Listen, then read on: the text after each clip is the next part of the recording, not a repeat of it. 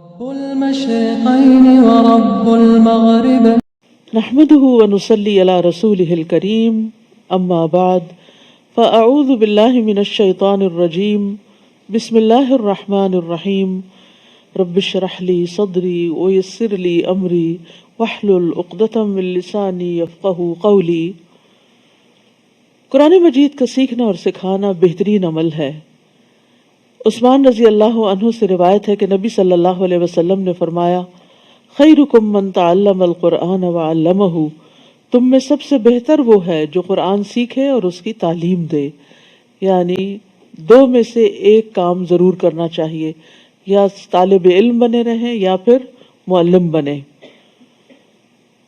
قرآن کے پڑھنے پڑھانے والے لوگ اللہ کے خاص لوگ ہوتے ہیں، خاص بندے ہوتے ہیں۔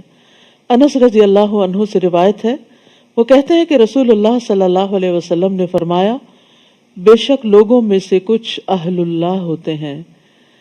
آپ صلی اللہ علیہ وسلم سے پوچھا گیا کہ ان میں سے کون لوگ اہل اللہ ہوتے ہیں، یعنی اللہ والے؟ آپ صلی اللہ علیہ وسلم نے فرمایا، اہل قرآن اہل اللہ ہیں اور اس کے خاص لوگ ہوتے ہیں، یعنی جن لوگوں کا تعلق قرآن مجید سے مضبوط ہوتا ہے وہ اللہ کے خاص بندے ہوتے ہیں، VIPs ہوتے ہیں۔ قرآن کی بدولت اللہ اور اس کے رسول کی محبت حاصل ہوتی ہے۔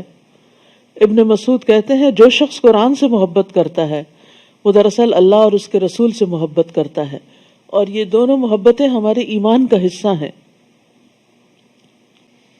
ابو سعید خدری بیان کرتے ہیں کہ ایک آدمی میرے پاس آیا اور اس نے مجھے کہا کہ مجھے کوئی وصیت کریں، تو میں نے کہا، تم نے جو سوال مجھ سے کیا ہے میں نے تم سے پہلے یہی سوال رسول اللہ صلی اللہ علیہ وسلم سے کیا تھا، اور آپ نے فرمایا تھا، میں تمہیں اللہ سے ڈرنے کی وصیت کرتا ہوں کیونکہ یہ ہر چیز کی بنیاد ہے، اور جہاد کو لازم پکڑ لو کہ وہ اسلام کی رہبانیت ہے، اور اللہ کے ذکر اور قرآن کی تلاوت کا اہتمام کیا کرو کیونکہ وہ آسمان میں تمہارے لیے باعث رحمت اور زمین میں تمہارے لیے باعث تذکرہ ہیں۔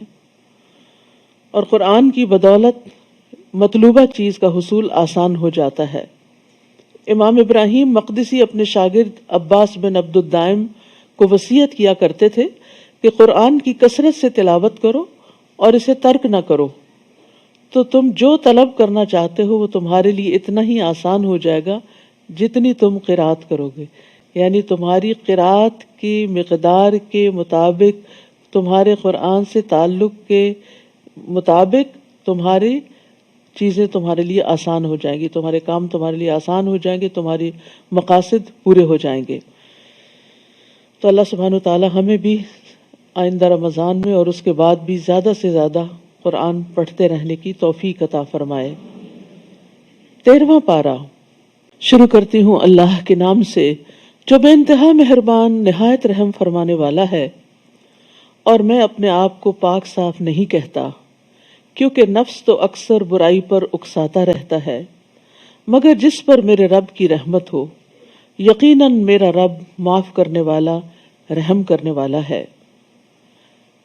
یوسف علیہ السلام اپنے بارے میں کہتے ہیں کہ اگرچہ میری صفائی پیش ہو چکی ہے لیکن اس کے باوجود میں اپنے آپ کو، اپنے نفس کو پاک نہیں کہتا۔ قرآن مجید میں ایک دوسری جگہ بھی ہمیں یہ ہدایت دی گئی ہے، وَلَا تُزَكُّوا أَنفُسَكُمْ، کہ اپنے آپ کو پاکیزہ مت قرار دو، اپنے آپ کو بہت نیک نہ سمجھو، اپنے آپ کو گناہوں سے پاک مت سمجھو۔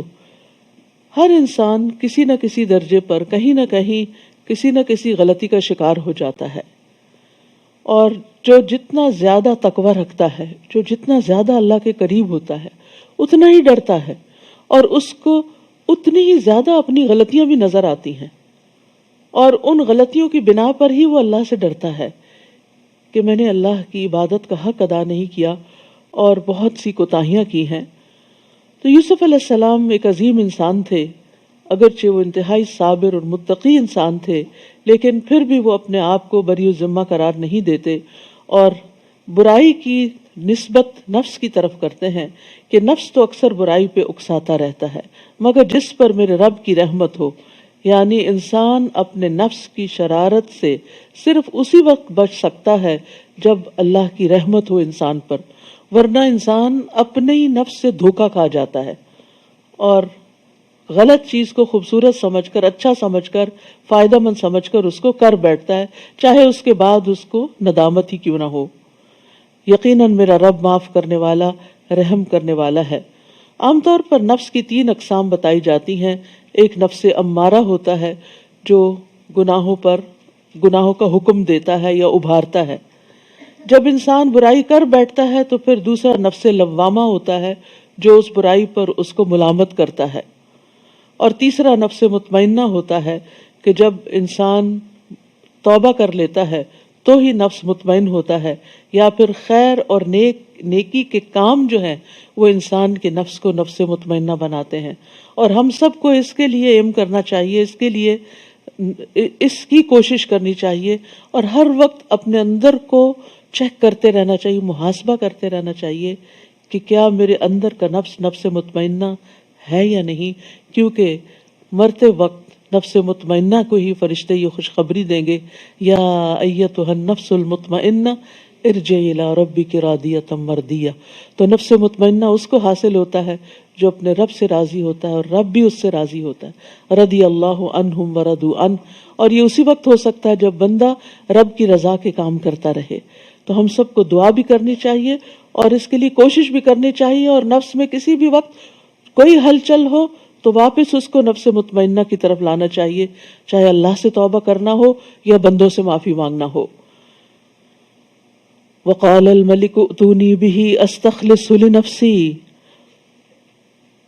اور بادشاہ نے کہا کہ اس کو میرے پاس لاؤ، میں اس کو اپنے لیے خاص کر لوں۔ پھر جب اس نے اس سے کلام کیا، یعنی بادشاہ نے بات کی یوسف علیہ السلام سے، قال انک اليوم لدینا مکین امین، کہا کہ آج آپ ہمارے پاس مکین بھی ہیں اور امین بھی ہیں۔ قال اجعلنی علی خزائن الارض انی حفیظ علیم، یوسف کہنے لگے مجھے زمین کے خزانوں کا نگران مقرر کر دیجئے، میں ان کی حفاظت کرنے والا ہوں اور یہ کام بھی جانتا ہوں۔ چونکہ بادشاہ نے آفر کی کہ اب آپ کا ہمارے ہاں بہت بڑا مقام ہے، مرتبہ ہے، آپ ہمارے ہاں اب ہماری مدد کریں گے، ہمارے ساتھ مل کے کام کریں گے، تو پھر یوسف علیہ السلام نے اپنے لیے اس کام کا انتخاب کیا جس کو وہ سب سے بہتر طور پر کر سکتے تھے، جس کے لیے باقی لوگ تیار نہ تھے، لیکن اللہ سبحانہ تعالیٰ نے یوسف علیہ السلام کو ایک خاص مرحلے سے گزار کر عزیز مصر کے گھر میں رکھ کر ایسی زبردست مینیجریل سکلز عطا کر دی تھی کہ اب وہ اس عہدے کو لینے کے قابل تھے۔ تو یہ بات اس آیت سے یہ بات پتہ چلتی ہے کہ انسان کے لیے جائز ہے کہ اگر اس کے پاس کوئی سکل ہو یا کوئی علم ہو تو اس بنا پر وہ کہ دوسروں کی خدمت کر سکے، اپنی اس خوبی کا ذکر کر سکتا ہے کہ میں یہ کام جانتا ہوں۔ یہ بوسٹنگ کے لیے نہیں ہوتا کہ میں اپنے آپ کو انسان بڑی چیز بتائے یا فخر کرے، لیکن دوسروں کے کام آنے کے لیے۔ ماوردی کہتے ہیں کہ ایسا کرنا عام صفات میں مطلقاً جائز نہیں، یعنی بلا وجہ اپنے منہ میاں مٹھو بننا اور اپنی خوبیاں اور تعریفیں بیان کرنا یہ ایک ناپسندیدہ عمل ہے، مطلقاً جائز نہیں لیکن ضرورتاً جائز ہے۔ جیسے آپ اپنے سی وی میں اپنے بارے میں لکھتے ہیں، لیکن اگر وہی سی وی آپ ہر وقت اپنی زبان سے دہراتے رہیں ہر مجلس میں تو پھر یہ ایک ناپسندیدہ صفت ہوگی، اور مخصوص حالات میں جب اس سے کسی مقصد یعنی اس کے ساتھ کوئی مقصد جڑا ہوا ہو تو پھر ایسا کرنا درست ہے، ورنہ تزکیہ کرنا اور ریاکاری کرنا یہ ناپسندیدہ افعال ہیں۔ اور صاحب فضل انسان جتنا ہو سکے ان چیزوں سے بچے، بلکہ استغفار ہی کرتا رہے، اپنے گناہوں کو یاد کرتا رہے تاکہ وہ نیکیوں میں اور آگے بڑھ سکے۔ اور دوسری بات یہ ہے کہ جب آپ کسی کام کے قابل ہوں اور آپ دیکھ رہے ہوں کہ باقی کوئی اور نہیں کر سکتا تو اس وقت بیٹھے رہنا بھی ایک جرم ہے۔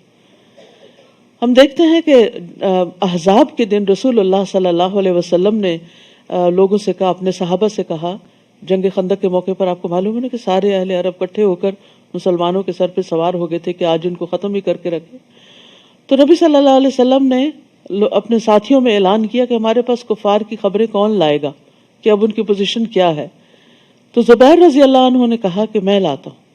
پھر آپ نے پوچھا، دوسری بار بھی زبیر رضی اللہ عنہ نے کہا کہ میں جاؤں گا۔ تیسری بار پوچھا، کیونکہ بہت سخت سردی کا موسم بھی تھا اور بہت خوفناک خطرناک حالات تھے، کوئی بھی جانے کی ہمت نہیں کر رہا تھا۔ تو زبیر رضی اللہ عنہ نے کہا کہ میں جاتا ہوں۔ اس پر آپ صلی اللہ علیہ وسلم نے فرمایا کہ بے شک ہر نبی کے حواری ہوتے ہیں اور میرے حواری زبیر ہیں، اور اس بنا پر ان کو جنت کی بھی بشارت دی گئی۔ اس طرح ہم نے یوسف کو اس سرزمین میں اقتدار عطا کیا، کہتے ہیں کہ وہی عہدہ جو عزیز مصر کے پاس تھا اب وہ ان کو مل گیا، یعنی جس کے غلام تھے اب وہ غلامی کی بجائے آقا کے منصب پہ آ گئے۔ وہ جہاں چاہتے رہتے تھے، یعنی اب بہت کچھ ان کے کنٹرول میں آ گیا تھا اور اب ساری مملکت میں ان کے بے پناہ اختیارات ہو گئے۔ ہم جسے چاہیں اپنی رحمت سے ایسے ہی نوازتے ہیں اور نیک لوگوں کا اجر ضائع نہیں کرتے۔ یہ نیکی کون سی نیکی تھی؟ یہ ان کا صبر تھا، جو مشکل ترین حالات میں انہوں نے کنویں میں صبر کیا، باہر نکل کے انہوں نے جس قافلے نے ان کو نکالا ان کے سامنے اپنی کہانی نہیں بیان کرنی شروع کی کہ میرے بھائیوں نے میرے ساتھ بہت برا کیا اور مجھے یہاں پھینک گئے ہیں، پلیز مجھے میرے گھر واپس پہنچاؤ، کچھ نہیں کہا۔ پھر غلامی میں صبر کیا، جیل میں صبر کیا، حرام کام پہ صبر کیا، ایک عورت نے برائی کی دعوت دی، اس دعوت کو قبول نہیں کیا، اس پر صبر کیا۔ تو جیسی جیسی ان کی آزمائشیں تھیں ویسا ویسا صبر کرتے گئے۔ اور یاد رکھیے نبی صلی اللہ علیہ وسلم نے فرمایا جتنی مشقت ہوتی ہے اسی مقدار پر اللہ کی مدد آتی ہے، یعنی جتنے مشکل حالات سے آپ کو گزارا جاتا ہے اگر آپ صبر کریں تو اتنی مقدار میں اللہ کی مدد آپ کے پاس آئے گی، اور بے شک اللہ کی طرف سے صبر کی توفیق بھی اسی مقدار میں ملتی ہے جتنی بڑی آزمائش ہوتی۔ لیکن یہ کس کو ملتی ہے؟ من یتصبر یصبرہ اللہ، جو صبر کرنا چاہتا ہے اللہ تعالیٰ اس کو صبر عطا کر دیتا ہے، اور صبر کرنے کی وجہ سے ہی انسان کے اوپر سے آزمائش ٹلتی ہے اور پھر دن بدلتے ہیں، اچھے دن آتے ہیں۔ وَلَأَجْرُ الْآخِرَةِ خَيْرٌ لِّلَّذِينَ آمَنُوا وَكَانُوا يَتَّقُونَ، اور جو لوگ ایمان لائے اور اللہ سے ڈرتے رہے ان کے لیے آخرت کا اجر ہی بہتر ہے۔ کچھ عرصے کے بعد یوسف علیہ السلام کے بھائی آئے۔ یہاں پر آخرت کا اجر کا ذکر اس لیے کر دیا گیا کہ یہ تو صبر کے نتیجے میں دنیا میں ان کو اللہ تعالیٰ نے ایک بہت بڑا مقام دیا تھا، لیکن آخرت کا اجر تو کہیں بڑا ہے۔ یعنی دنیا کے اجر سے ہی اندازہ کر لو کہ آگے بھی کیا کچھ ملنے والا ہے۔ کچھ عرصے بعد یوسف کے بھائی مصر آئے، کیونکہ اب مصر میں قحط آ گیا تھا، اور وہ قحط نہ صرف یہ کہ مصر بلکہ فلسطین، شام، آس پاس کے علاقوں میں بھی پہنچ گیا۔ اور یوسف علیہ السلام جس طرح غلے کو انہوں نے سنبھالا اور پھر جس طرح یہ تقسیم کر رہے تھے، تو یہ خبریں کنعان تک جا پہنچی، ان کے بھائیوں تک جا پہنچی۔ انہیں تو نہیں پتا تھا کہ وہ کون ہے بادشاہ، لیکن ان کی تعریف ہر جگہ ہونے لگی۔ تو بھائی بھی سن کے کہ ہمیں یہاں سے غلہ مل سکتا ہے، وہ یوسف کے پاس آئے اور یوسف کے پاس حاضر ہوئے۔ یوسف نے انہیں تو پہچان لیا مگر وہ انہیں پہچان نہ سکے۔ انہوں نے تو ان کو کنویں میں پھینک کے اپنا کام ختم کر لیا تھا، ان کے تو وہم و گمان میں بھی نہیں تھا کہ آج اس تخت پر جو بیٹھا ہے وہ ان کا بھائی ہی ہے۔ پھر جب یوسف نے ان کی واپسی کا سامان تیار کر دیا تو ان سے کہا، اب آؤ تو اپنے سوتیلے بھائی کو بھی میرے پاس لانا، تم دیکھتے نہیں کہ میں ناپ پورا دیتا ہوں اور ایک اچھا مہمان نواز ہوں۔ اب یہ بھی صبر کی ایک بات ہے کہ پہچان لیا اپنے بھائیوں کو، اور یہ بھی معلوم کر لیا کہ ایک بھائی پیچھے بھی ہے، کیونکہ بنیامین ساتھ نہیں تھے جو ان کے سگے بھائی تھے یوسف علیہ السلام۔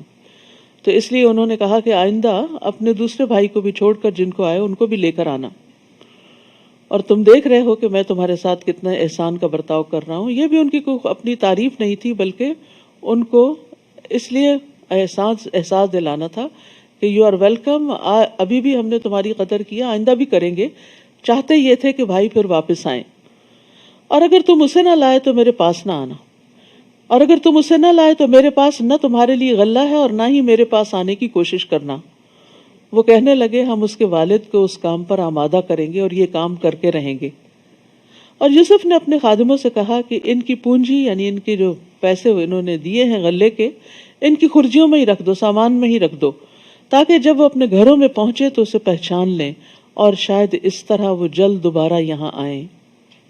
پھر جب وہ اپنے باپ کے ہاں پہنچے تو کہنے لگے، ابا جان، آئندہ ہمیں غلہ دینے سے انکار کر دیا گیا ہے، لہٰذا ہمارے ساتھ ہمارے بھائی کو بھیج دیں، اس طرح ہی ہمیں غلہ مل سکے گا، اور ہم یقیناً اس کی حفاظت کرنے والے ہیں، کیونکہ پہلے حفاظت نہیں کیے تھے یوسف علیہ السلام کی۔ تو انسان کے اندر جب گلٹ ہوتا ہے نا تو وہ پھر اس چیز کو بار بار دہراتا رہتا ہے. یعقوب نے کہا کیا میں تم پر ایسے ہی اعتبار کر لوں جیسے اس سے پیشتر اس کے بھائی کے بارے میں اعتبار کیا تھا؟ اللہ ہی بہتر محافظ ہے، یعنی مجھے تمہاری حفاظت پہ بھروسہ نہیں. فاللہ خیر حافظا وہو ارحم الراحمین، اور وہی سب سے زیادہ رحم کرنے والا ہے. یعنی دنیا میں بھی جب کبھی آپ بھی، یعنی یہ کلمات صرف یعقوب علیہ السلام کے لیے ہی نہیں تھے، جب کبھی آپ کو بھی کسی چیز کے کھو جانے کا، ضائع ہونے کا ڈر ہو تو اس وقت اسے اللہ کی حفاظت میں دے کے یہی جملہ دہرا دیں، فاللہ خیر حافظا وہو ارحم الراحمین. پھر جب انہوں نے اپنا سامان کھولا تو دیکھا کہ ان کی پونجی بھی انہیں واپس کر دی گئی ہے، تو وہ بہت خوش ہوئے اور کہنے لگے ابا جان ہمیں اور کیا چاہیے، ہماری تو پونجی بھی ہمیں واپس کر دی گئی ہے. اب ہم جلدی اپنے گھر والوں کے لیے رسد لائیں گے اور اپنے بھائی کی حفاظت کریں گے اور ایک بار شتر یعنی اونٹ بھر غلہ اور زیادہ لائیں گے. اور یہ اب کی بار غلہ لانا تو بالکل آسان ہے، یعنی اب تو ہماری ان سے دوستی ہو گئی ہے اور وہ ہم پہ بڑے مہربان ہیں اور ہم بہت آسانی سے زیادہ غلہ لانے کے قابل ہو گئے ہیں. یعقوب نے کہا جب تک تم مجھے اللہ کے نام پر پختہ عہد نہ دو گے کہ ہم اسے یقیناً آپ کے پاس لائیں گے، تب تک میں کبھی اسے تمہارے ساتھ روانہ نہ کروں گا. اب ادھر ان کا مفاد اٹک گیا تھا اور ادھر یعقوب علیہ السلام کو اپنی ریزرویشن تھی، اللہ یہ کہ تم سب بھی کہیں گھیرے میں لے لیے جاؤ تو اور بات ہے. پھر جب انہوں نے اس طرح پختہ عہد دے دیا، پرومس کیا، تو یعقوب کہنے لگے جو کچھ ہم قول و قرار کر رہے ہیں اللہ اس پر ضامن ہے، یعنی میرے اور تمہارے درمیان نہیں، اس کا گواہ اللہ ہے. اور یہ ایک حقیقت ہے، یاد رکھیے جب بھی ہم کسی بندے سے کوئی معاہدہ کرتے ہیں، کوئی وعدہ کرتے ہیں، تو اللہ اس کو دیکھ رہا ہوتا ہے. تو اگر کوئی شخص اس سے پھرتا ہے تو پھر اللہ سبحانہ وتعالیٰ اس کو پکڑنے والا ہے. تو اس لیے لوگوں سے وعدے کر کے، چاہے چھوٹی چیز کا وعدہ ہو یا بڑی چیز کا، اس سے پھرنا نہیں چاہیے. پھر کہنے لگے میرے بچوں، شہر میں ایک ہی دروازے سے نہیں بلکہ مختلف دروازوں سے داخل ہونا، تاہم میں اللہ کی مشیت سے تمہیں ذرہ برابر بھی نہیں بچا سکتا.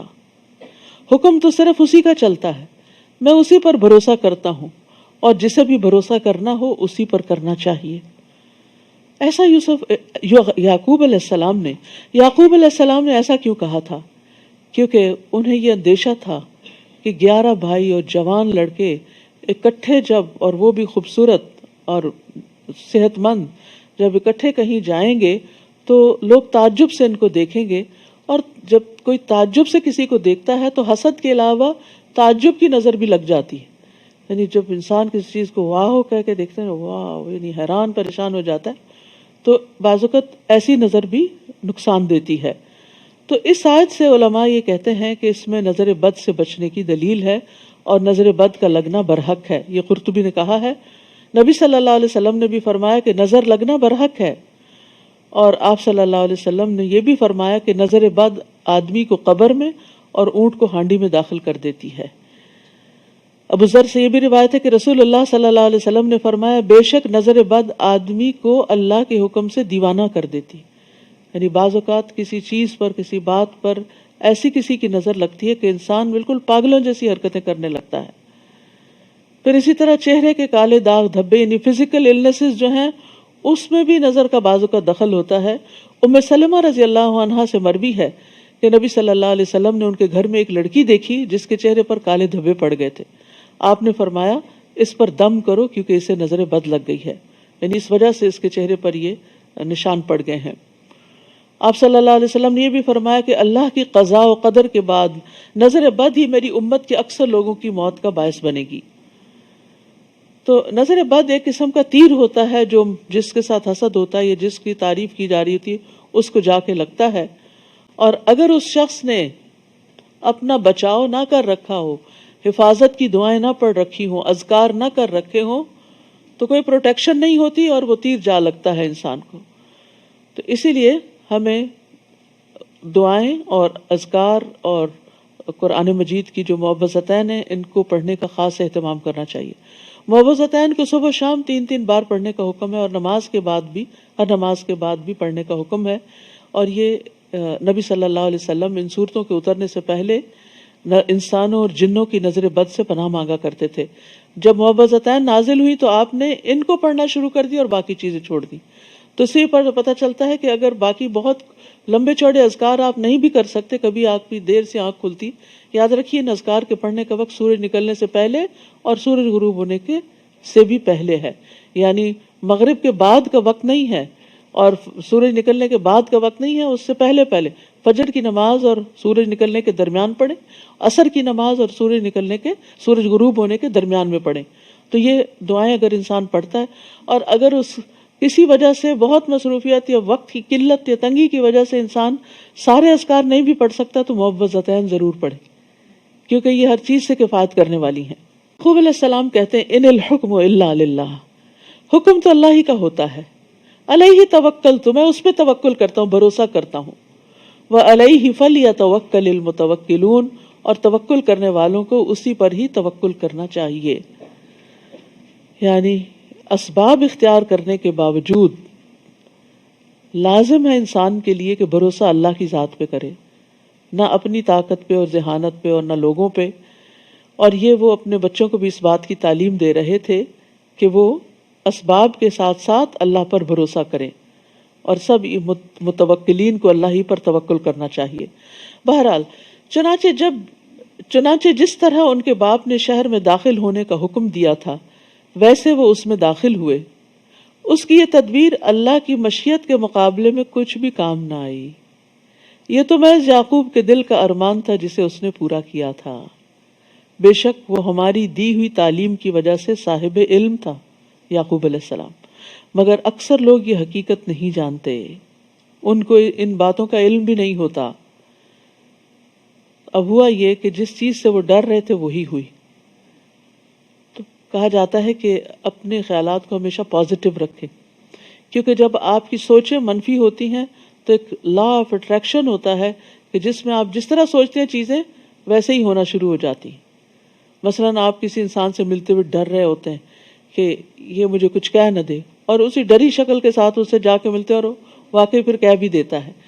تو اس سے پہلے اپنے اندر کو تبدیل کریں، یعنی باہر کی تبدیلی سے پہلے اندر کی سوچیں تبدیل کریں.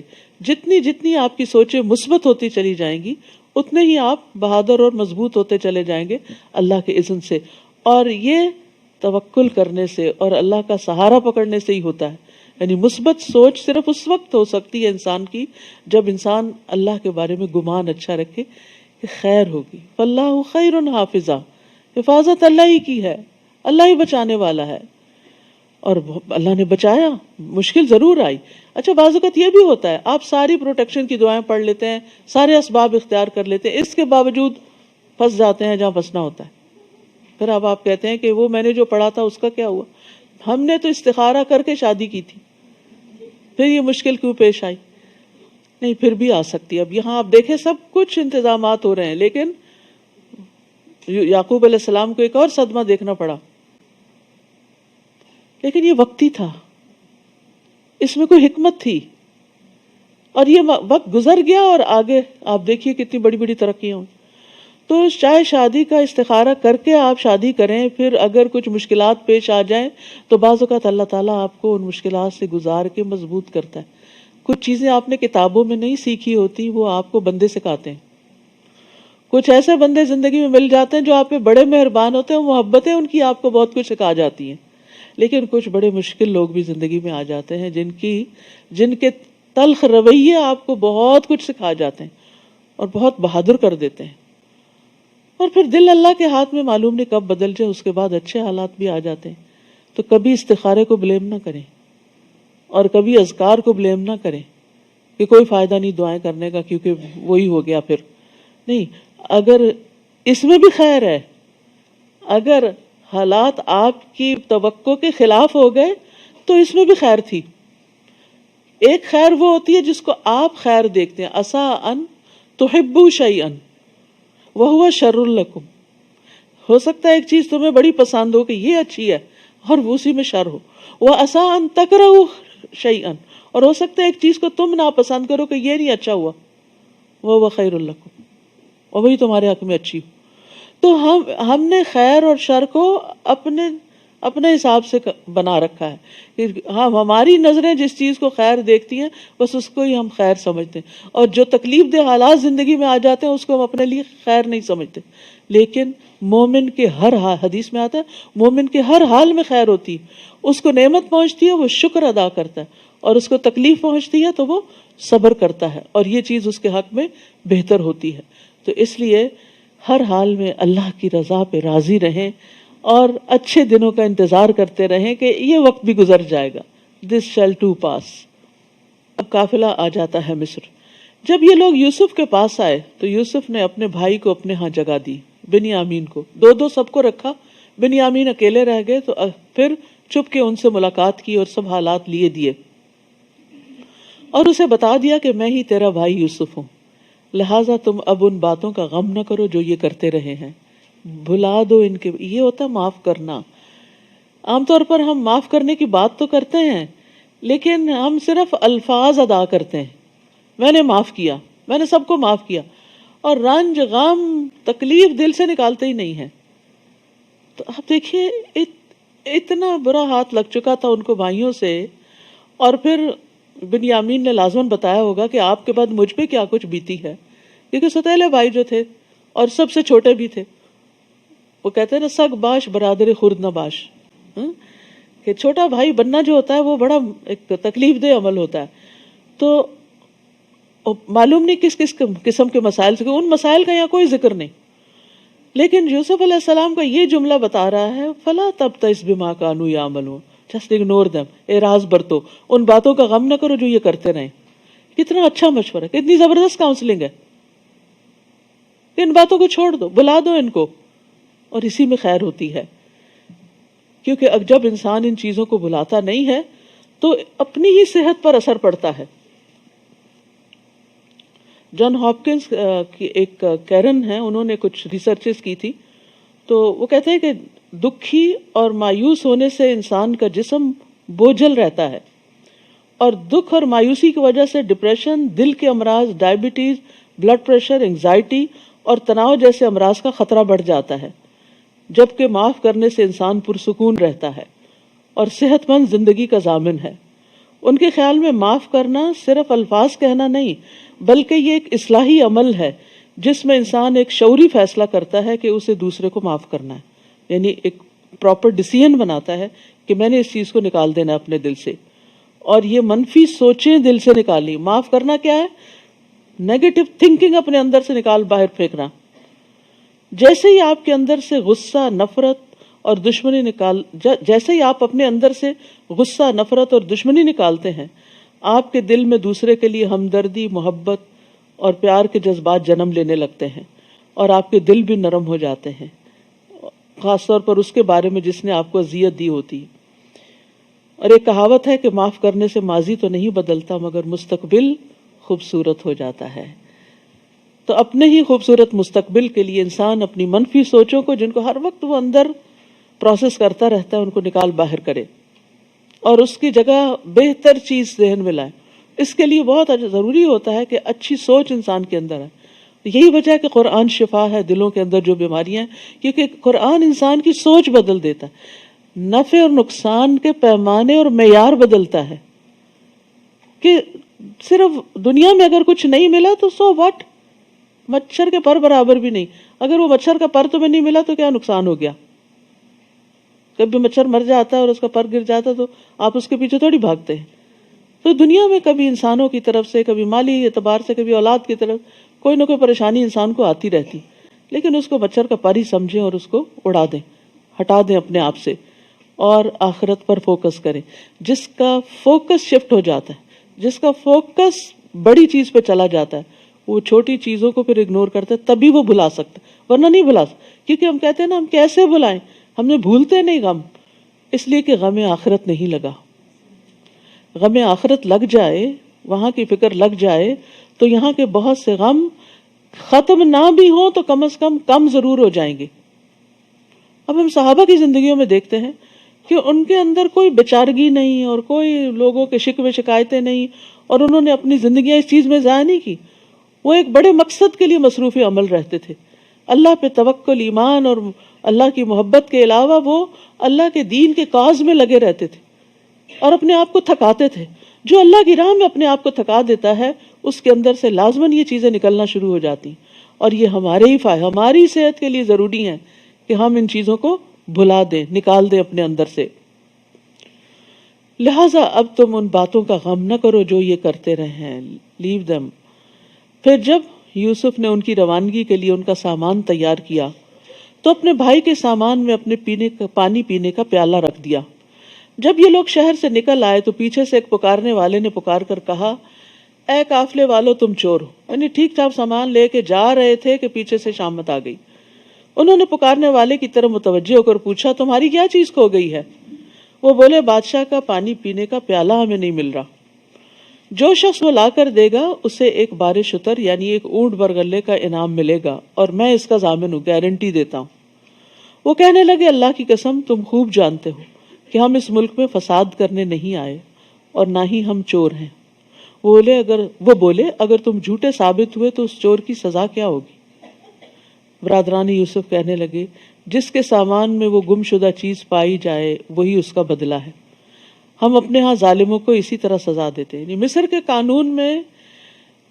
کے قانون کے مطابق وہ کسی کو اپنے ہاں ایز اے کیپٹیو نہیں رکھ سکتے تھے، کسی مسافر کو، لیکن یعقوب علیہ السلام کی شریعت میں یہی تھا.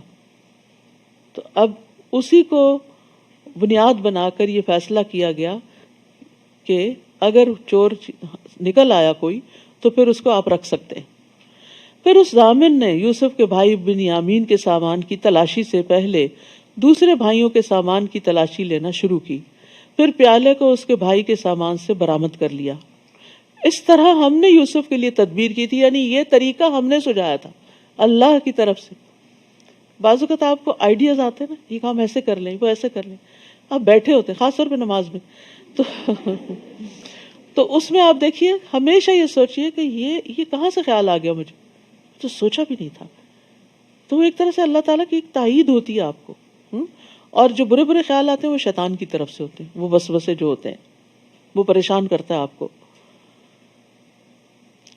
یوسف کے لیے مناسب نہ تھا کہ شاہ مصر کے قانون میں چوری کے مطابق یعنی قانون چوری کے مطابق اپنے بھائی کو اپنے پاس رکھ سکے، الا یہ کہ ہم جس کے چاہیں درجات بلند کر دیتے ہیں.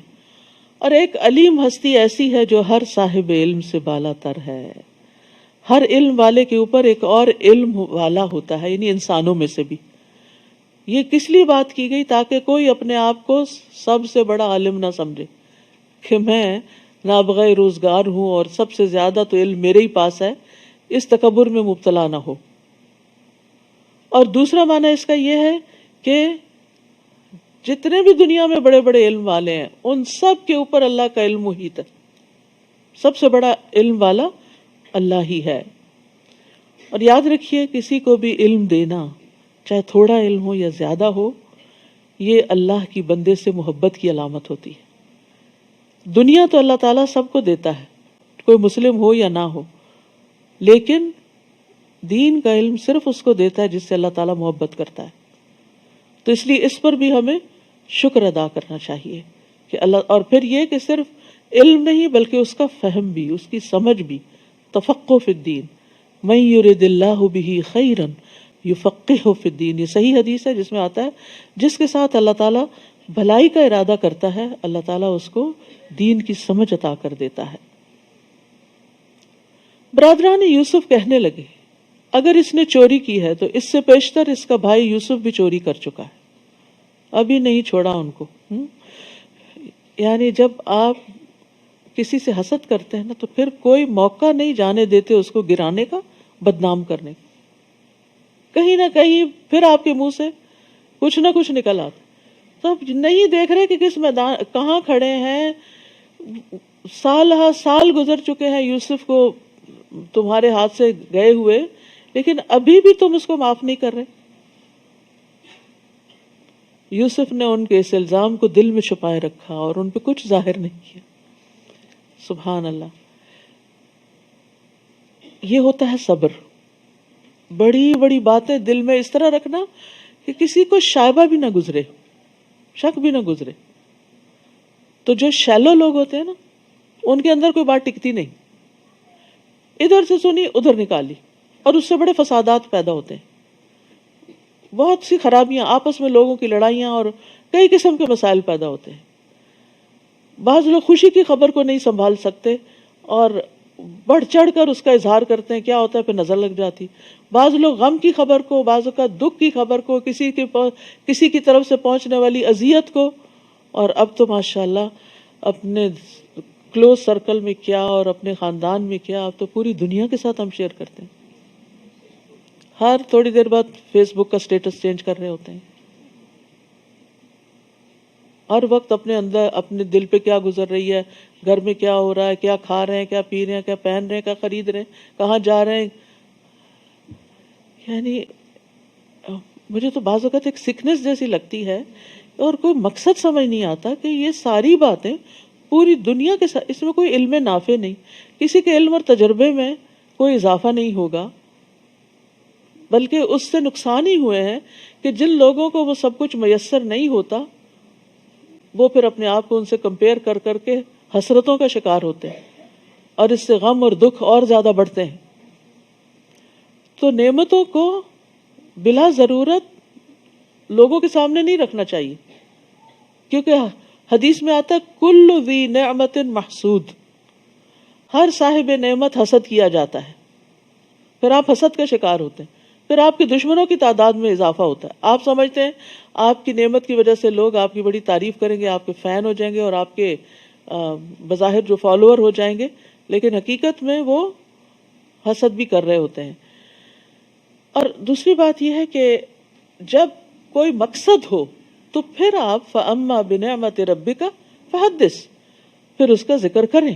آپ کا کوئی ایکسپیرینس ہے زندگی میں، آپ کو کوئی چیز ملی ہے، کوئی فائدے کی چیز ہے، آپ کا کوئی ایسا تجربہ ہے بزنس میں، تعلیم میں، کسی کام میں، اور اس میں آپ کو بہت سکسیس ہوئی ہے، آپ کی کچھ اکمپلشمنٹس ہیں، کچھ اچیومنٹس ہیں، تو ان کو آپ اپنے بچوں کے ساتھ، اپنے طالب علموں کے ساتھ، اپنے ساتھیوں کے ساتھ شیئر کر سکتے ہیں، تاکہ ان کی زندگی میں کوئی سہولت آئے، ان کو کوئی نفع مند علم حاصل ہو. ایک کتابی علم ہوتا ہے اور ایک تجرباتی علم ہوتا ہے. تو جو تجرباتی علم ہے اس کو بھی شیئر کرنے سے فائدہ ہوتا ہے، لیکن جہاں ضرورت ہو، بلا ضرورت ہر وقت بوسٹنگ نہیں کرنی چاہیے. تو انہوں نے ان پہ کچھ ظاہر نہیں ہونے دیا، لیکن زیر لب کہنے لگے بڑے ہی برے لوگ ہو، یہ جو کچھ تم بیان کر رہے ہو اللہ اسے خوب جانتا ہے کہ میں نے چوری کی تھی یا نہیں کی تھی. تو اللہ کو پہچاننے والے کے لیے بندوں کی باتیں سننا آسان ہو جاتی ہے. یعنی جب کوئی آپ پہ تنقید، یعنی اس میں ایک اور پہلو کیا ہے، ایک دوسرا پہلو بھی ہے کہ انہوں نے یوسف کو تانا دیا، گمشدہ یوسف کو تانا دیا، اور نہیں پتا تھا کہ سامنے وہی ہیں. ادھر ان کی چاپلوسی کر رہے تھے اور ادھر ایسی بات کر رہے تھے. تو آپ دیکھیے کہ یوسف علیہ السلام نے برداشت کیسے کیا. میرا یہاں پر پوائنٹ یہ ہے کہ لوگوں کی باتیں کون برداشت کر جاتا ہے. آپ عام طور پر لوگوں کو کہتے سنو اب برداشت نہیں ہوتا، کیونکہ ایمان کمزور ہو گیا. جب ایمان بڑھتا ہے تو برداشت بڑھتی ہے، اللہ کی معرفت بڑھتی ہے، آخرت کا اجر یعنی کہ احساس بڑھتا ہے، تو انسان کی برداشت بھی زیادہ ہوتی چلی جاتی. اس کا ضروری نہیں کہ تعلق عمر کے ساتھ ہی ہو، کہ عمر کے ساتھ ساتھ برداشت کم ہو جاتی ہے. یوسف علیہ السلام کافی بڑے ہو چکے تھے اب، یعنی وہ اگر عمر کو دیکھا جائے، لیکن چونکہ ایمان تھا اور اللہ کی پہچان تھی، تو اس لیے انہوں نے اس بات کو پی لیا. وہ کہنے لگے حضور والا، ابھی چور کہہ رہے ہیں، ابھی حضور والا، ایھا العزیز، اس کا باپ بہت بوڑھا ہو چکا ہے، لہٰذا اس کے بجائے ہم میں سے کسی کو رکھ لیجئے، ہم دیکھ رہے ہیں کہ آپ بہت احسان کرنے والے. سبحان اللہ. جیل کے ساتھیوں نے بھی کہا انا نراک من المحسنین. اب یہ بھائی بھی کہہ رہے ہیں انا نراک من المحسنین. تو جو محسن ہوتا ہے وہ ہر جگہ ہی محسن ہوتا ہے، اور ہر جگہ اس کے احسان کو اکنالج کر لیا جاتا ہے. پھر یعنی محسن کا احسان چھپا نہیں رہتا، یہ ایک ایٹیٹیوڈ ہوتا ہے. یوسف نے کہا معاذ اللہ، اس بات سے اللہ کی پناہ، ہم تو اسے ہی پکڑیں گے جس کے ہاں ہم نے اپنا گمشدہ سامان پایا ہے. اگر ہم ایسا کریں تب تو ہم ظالم ٹھہرے. پھر جب وہ یوسف سے مایوس ہو گئے تو علیحدہ ہو کر مشورہ کرنے لگے. سب سے بڑے بھائی نے کہا یہ پتا ہے کہ تمہارے باپ نے اللہ کے نام پر تم لوگوں سے پختہ عہد لیا ہوا ہے. نیز تم اس سے پیشتر یوسف کے معاملے میں بھی زیادتی کر چکے. یعنی احساس تھا ہم نے غلط کیا. اب تو میں یہاں سے کبھی نہیں جاؤں گا یہاں تک کہ میرا باپ مجھے حکم دے یا اللہ میرے لیے فیصلہ کر دے، یعنی مجھے کوئی قوت دے کہ بھائی کو چھڑا کے لے جاؤں. وہی سب سے بہتر فیصلہ کرنے والا ہے. تم لوگ اپنے باپ سے جا کر کہو ابا جان آپ کے بیٹے نے چوری کی ہے. ہم نے وہی گواہی دی ہے جو ہم جانتے تھے اور ہم پوشیدہ چیزوں کے نگہبان نہیں. ہم نے نہیں دیکھا لیکن بس بات ایسی ہو گئی ہے. آپ ان بستی والوں سے پوچھ لیجئے جہاں ہم رہے اور ان قافلے سے بھی جن کے ساتھ ہم آئے اور ہم یقیناً سچے ہیں. اب انہیں اپنی سچائی کا یقین دلانا پڑ رہا ہے کیونکہ اعتماد کھو چکے ہیں. جس پر لوگ ٹرسٹ نہیں کرتے اس کو بڑی قسمیں کھانی پڑتی ہیں سچا بننے کے لیے، اور جو سچا ہوتا ہے وہ یقین دہانی کرائے بغیر ہی سچ بولتا ہے اور اس کو کافی سمجھتا ہے. یعقوب نے جواب دیا بات یوں نہیں بلکہ تم نے ایک بات بنا کر اسے بنا سنوار کر پیش کر دیا ہے. پچھلے تجربے کی بنا پر یعقوب علیہ السلام نے ان کی بات کا اعتبار نہیں کیا، لہذا اب صبر ہی بہتر ہے. فصبر جمیل، ہو سکتا ہے اللہ ان سب کو میرے پاس لے آئے. اب 3 غائب ہو گئے. بڑا بھائی بھی جس نے کہا میں نہیں جاؤں گا جب تک بنیامین نہیں جائے گا. بنیامین بھی اور یوسف تو پہلے سے ہی وہاں تھے. بلا شبہ وہ سب کچھ جاننے والا حکمت والا ہے. تو صبر جمیل ایسا صبر ہوتا ہے جس میں کوئی شکوہ شکایت نہیں ہوتی. یہ تو وہ باتیں ہیں نا جن کا ذکر قرآن نے کر دیا. روزمرہ زندگی میں پتہ نہیں کون کون سے مرحلے ایسے ہوں گے، کون کون سے ایسے معاملے ہوں گے ان بچوں کے کہ جن پر یعقوب علیہ السلام مستقل صبر کر رہے ہوں. کیونکہ بد اخلاقی کے جو رویے ہوتے ہیں وہ پھر مستقل ہی بن جاتے ہیں، روز ہی ٹارچر بن جاتے ہیں. تو قرآن میں صبر جمیل بھی آیا، حجر جمیل بھی آیا. حجر جمیل ہوتا ہے ایسا چھوڑنا جس میں اظہار آسانی نہ ہو، اور صفح جمیل ایسا معاف کرنا جس میں ڈانٹ اور ناراضگی نہ ہو. تو بہرحال سختی کی انتہا کے بعد نکلنے کا راستہ بن جائے گا اب. اور یہ اللہ کا طریقہ ہے کہ جب کوئی سختی انتہا کوئی مصیبت آخر کو پہنچتی ہے تو پھر اللہ تعالیٰ اس میں سے کوئی راستہ نکال دیتے ہیں. یعقوب علیہ السلام کے لیے آزمائش بڑی سخت ہو چکی تھی لیکن اللہ سبحانہ وتعالیٰ نے ان کے لیے اب آسانیاں کر دیں. حالات بدلتے ہیں اب. وَتَوَلَّى عَنْهُمْ، یعقوب نے ان کی طرف سے منہ پھیر لیا. ایسے لوگوں کے ساتھ ایسا ہی کرنا ہوتا ہے کہ ان کو جواب دینا اور انہیں سمجھانا بعض اوقات بے فائدہ ہوتا ہے. اور کہنے لگے ہائے یوسف یا اسفا علی یوسف، اور ان کی آنکھیں غم سے بے نور ہو گئی تھی، وہ خود غم سے بھرے ہوئے تھے. تو اس سے یہ پتہ چلتا ہے کہ مصیبت پر آنسو بہانا جائز ہے. یعنی غم کا دل میں اگر گھر کر جائے تو یہ ایک فطری سی بات ہے، لیکن صرف آنسو بہانے کی حد تک. جیسے اپنے بیٹے ابراہیم کی وفات پر نبی صلی اللہ علیہ وسلم آنسو بہا رہے تھے تو عبد الرحمن بن عوف نے کہا تھا آپ بھی روتے ہیں؟ آپ نے فرمایا اے ابن عوف یہ تو ایک رحمت ہے. یعنی غم دکھ کے موقع پر آنسو کا آ جانا رحمت کی علامت ہے. فرمایا آنکھ اشکبار ہے، دل غم زدہ ہے، لیکن ہم زبان سے وہی کہیں گے جس سے ہمارا مالک راضی ہو. اے ابراہیم تیری جدائی سے یقیناً ہم غمگین ہیں. تو مصیبت کے وقت غم کا ہونا تقوی کے خلاف نہیں، لیکن جزا فضا کرنا منع ہے. چیخنا چلانا اور رونا پیٹنا. یہ حالت دیکھ کر وہ کہنے لگے اللہ کی قسم آپ تو یوسف کو یاد کرتے ہی رہیں گے تاکہ اپنے آپ کو غم میں گھلا دیں یا ہلاک ہو جائیں. یعقوب نے جواب دیا میں تو اپنی پریشانی اور غم کی فریاد اللہ کے سوا کسی سے نہیں کرتا. انما اشکو بثی وحزنی الی اللہ وعالم من اللہ ما لا تعلمون، اور میں اللہ سے کچھ ایسی چیزیں جانتا ہوں جنہیں تم نہیں جانتے.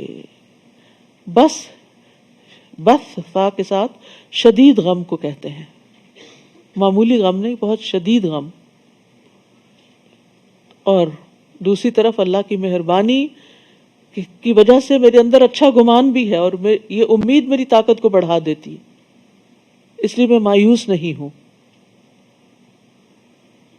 یا بنی اذهبوا فتحسسوا، یہ جو انما اشکو بثی وحزنی ہے، حضرت عمر رضی اللہ عنہ بعض اوقات نماز میں یہ صورت پڑھتے اور ان آیات پر اتنی ہچکیاں لینے لگتے کہ تیسری چوتھی صف میں بھی پیچھے لوگ ان کی آواز سنتے تھے رونے کی۔ تو بندہ نماز میں کھڑے ہو کے اگر روتا ہے، اپنے کسی کوئی غم یاد آ جاتا ہے اس کو اور اپنے رب کے سامنے فریاد کرتا ہے تو کوئی حرج نہیں، جب تک کہ زبان سے کوئی ایسی بات نہ نکلے۔ اے میرے بیٹے جاؤ، اے میرے بیٹو جاؤ اور یوسف اور اس کے بھائی کی تلاش کی سرتوڑ کوشش کرو، اور اللہ کی رحمت سے نا امید نہ ہونا، کیونکہ اللہ کی رحمت سے نا امید تو کافر لوگ ہی ہوا کرتے ہیں، اور مایوسی کفر ہے۔ اللہ کے رسول کبیرہ گناہ کون سے ہیں؟ آپ نے فرمایا اللہ کے ساتھ شرک کرنا، اللہ کے رزق سے نا امید ہونا، اور اللہ کی رحمت سے مایوس ہونا۔ تو کبھی بھی حالات کتنے بھی تنگ ہوں مایوس نہ ہو، آپ پازیٹیو رہیں کہ ایک دن آئے گا، ایک وقت آئے گا کہ اللہ تعالیٰ اس کو تبدیل کر دے گا۔ یوسف علیہ السلام نے ان سے پوچھا، پتا ہے تم نے یوسف اور اس کے بھائی کے ساتھ کیا سلوک کیا تھا جبکہ تم نادان تھے؟ بینیفٹ آف ڈاؤٹ، تمہیں سمجھ نہیں تھی۔ جان کے دشمن سامنے کھڑے ہیں، حاسد سامنے کھڑے ہیں، اور ان کے ساتھ بھی اچھی طرح بات کر رہے ہیں۔ تم نادان تھے اس لیے تم نے یہ کر لیا۔ ہم دوسرے کو یہ بینیفٹ نہیں دیتے کہ یہ نا سمجھ ہے، اس کو دین کا علم نہیں، اس کے اندر اللہ کا خوف نہیں ہے، اس کی اپنی مجبوریاں ہیں، اس لیے اگر یہ کرتا ہے تو اگنور کرو اس کو۔ یہ طریقہ ہمیں نہیں آتا۔ ہم اس وقت پوری عقل کی بات اس سے چاہتے ہیں جو نادان شخص ہوتا ہے۔ یاد رکھیے نادانی اور جہالت صرف یہ نہیں ہوتی کہ پڑھا لکھا نہ ہو انسان، بعض پڑھے لکھے بھی بڑے ناسمجھ ہوتے ہیں، معاملہ کرنا ان کو نہیں آتا ہوتا۔ تو زندگی میں ایسے رویوں کا جب سامنا کرنا پڑے کہ لوگوں کی طرف سے ایسی باتیں سننی پڑے تو یہی سوچا کرے کہ نہ سمجھ آئیے، اگر اس کو سمجھ ہوتی تو یہ بات منہ سے نہ نکالتا۔ تو اس سے انسان کے اپنے اندر پھر وہ تکلیف کا لیول نہیں بڑھتا۔ نبی صلی اللہ علیہ وسلم نے فرمایا سختی، اکھڑ پن جس چیز میں ہوگا اسے بدنما کر دے گا، اور بے شک اللہ بہت نرم خو ہے، نرمی کو پسند کرتا ہے۔ تو لوگوں کے تلخ رویوں کے مقابلے میں نرمی اختیار کرنی چاہیے، اور نرمی پہ اللہ تعالیٰ اتنا عطا کرتا ہے جو سختی پر عطا نہیں کرتا۔ وہ چونک کے بولے، کیا تم ہی یوسف ہو؟ یوسف نے کہا، ہاں میں ہی یوسف ہوں، اور یہ میرا بھائی ہے بنیامین۔ اللہ نے ہم پر بہت بڑا احسان فرمایا ہے۔ قد من اللہ علینا انہ من یتق ویصبر فإن اللہ لا یضیع اجر المحسنین، کیونکہ جو اس سے ڈرتا ہے اور صبر کرتا ہے، تقوی اور صبر کامیابی کی کنجیاں، تو اللہ نیکی کرنے والوں کا اجر ضائع نہیں کرتا۔ تو اللہ نیکی کرنے والوں کا اجر ضائع نہیں کرتا۔ یہ ہے تقوی اور صبر کے ثمرات۔ سبحان اللہ۔ تو یوسف علیہ السلام کے اندر 3 کوالٹیز بڑی نمایاں ہیں۔ تقوی، اللہ کا ڈر جس نے انہیں ہر جگہ غلط قدم اٹھانے سے بچایا۔ صبر، مشکل سے مشکل حالات میں کوئی شکوہ شکایت نہیں، اللہ کی اطاعت پہ قائم رہے۔ اور تیسرے احسان، نیکی کے درجے پہ قائم رہے۔ یہی چیزیں ہمیں اپنی زندگی میں اختیار کر لینی چاہیے۔ وہ کہنے لگے، اللہ نے آپ کو ہم پر فضیلت بخشی ہے اور ہم ہی خطا کار تھے۔ یوسف نے کہا، آج تم پر کوئی گرفت نہیں، اللہ تمہیں معاف کر دے، وہ سب سے بڑھ کر رحم فرمانے والا ہے۔ لا تثریب، کیا مطلب ہے؟ آج کے بعد تم پہ نہ کوئی آر ہوگی نہ کوئی تان و تشنی۔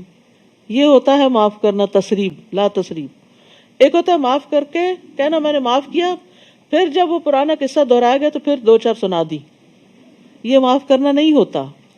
لا تثریب کا مطلب یہ ہے کہ میں آج کے بعد اس بات کو دہراؤں گا بھی نہیں، اس کا مینشن بھی نہیں کروں گا کہ تم نے میرے ساتھ یہ کیا تھا، تمہارے اس جرم کا ذکر ہی نہیں کروں گا۔ لا تثریب علیکم اليوم۔ اور یہی بات تھی جو نبی صلی اللہ علیہ وسلم نے مکہ والوں سے کہی تھی جب مکہ فتح کر لیا تھا، جب آپ فاتح تھے، جب آپ انتقام لے سکتے تھے، تو آپ نے فرمایا لا تثریب علیکم اليوم، تو خطا کاروں سے درگزر کرنا انبیاء کی صفت ہے، اور اس معاملے میں بھی ہمیں ان کی پیروی کرنی چاہیے، اور درگزر کرنے سے عزت میں ہی اضافہ ہوتا ہے۔ فاعفو یعزکم اللہ، درگزر کی رسول اللہ صلی اللہ علیہ وسلم نے فرمایا درگزر کیا کرو، اللہ تمہیں عزت عطا کرے گا۔